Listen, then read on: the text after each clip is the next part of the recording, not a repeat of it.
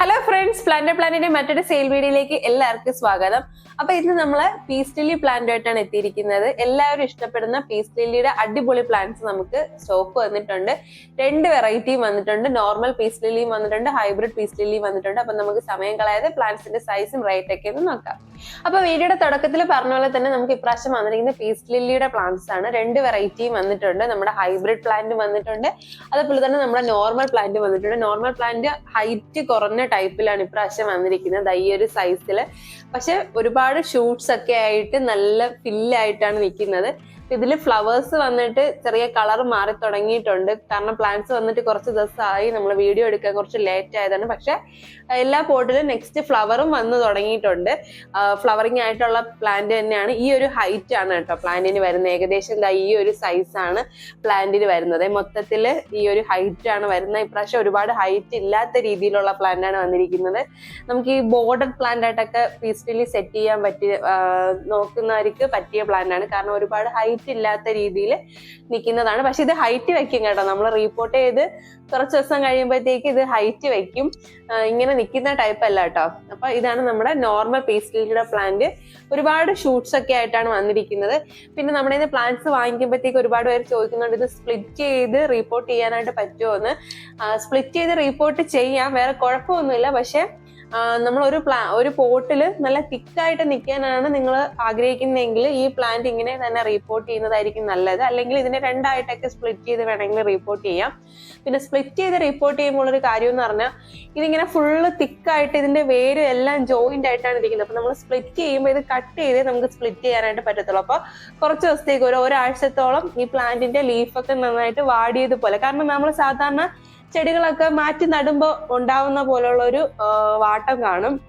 ഒരു 1-1.5 ആഴ്ച കഴിഞ്ഞാലേ പിന്നെ പ്ലാന്റ് സെറ്റ് ആയിട്ട് വരത്തുള്ളൂ.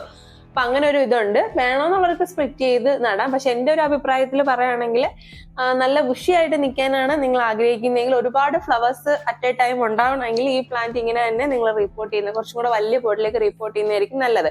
അപ്പൊ നമ്മുടെ നോർമൽ പീസ് ലില്ലി ഇതാണ്, ഈ ഒരു സൈസിലാണ് വന്നിരിക്കുന്നത്. എല്ലാം അതുപോലെ നല്ല ബുഷിയായിട്ടുള്ള പ്ലാന്റ് ആണ്. ഇതില് ഫ്ലവറിന് വേറെ ഫ്ലവർ വരുന്നുണ്ട്. ഇതിൽ നോക്കി നിങ്ങൾക്ക് കാണാനായിട്ട് കാണാൻ പറ്റുന്നുണ്ടെന്ന് വിശ്വസിക്കുന്നു. പുതിയ ഫ്ലവർ വരുന്നുണ്ട്. അപ്പൊ എല്ലാത്തിലും കുറച്ച് ദിവസം കൂടെ കഴിയുമ്പോൾ നല്ല രീതിയിൽ ഫ്ലവർ വരുന്ന ടൈപ്പിലുള്ള പ്ലാന്റ് ആണ്.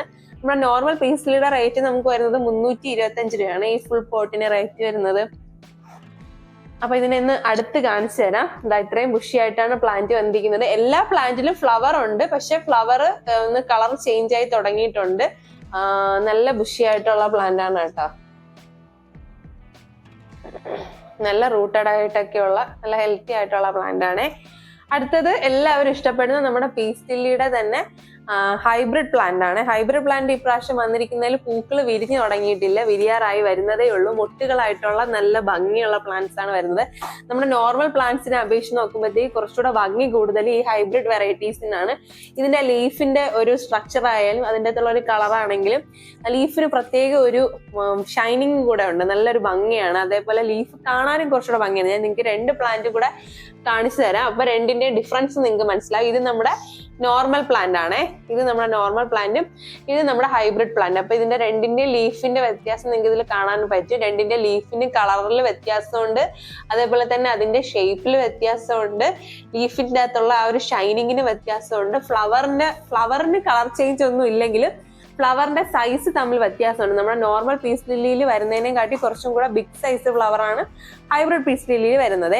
അപ്പം ഹൈബ്രിഡ് പീസ് ലില്ലിയുടെ റേറ്റ് നമുക്ക് വരുന്നത് 350 രൂപയാണ് ഈ ഫുൾ പോട്ടിന്. ഇതിലും ഒരുപാട് ഷൂട്ട്സ് വരുന്നുണ്ട്. ഇപ്പൊ ഇതിലൊരു സിംഗിൾ ഫ്ലവർ ആണ് ഉള്ളത്. പിന്നെ അടുത്തതായിട്ട് ഫ്ലവർ ഒക്കെ വന്നു തുടങ്ങിയിട്ടുണ്ട്. ചിലതിൽ രണ്ട് ഫ്ലവർ ഒക്കെ വരുന്നുണ്ട്. ഈ ഒരു പ്ലാന്റിലൊക്കെ ആണെങ്കിൽ 2 ഫ്ലവർ ഒക്കെ വരുന്നുണ്ട് കേട്ടോ.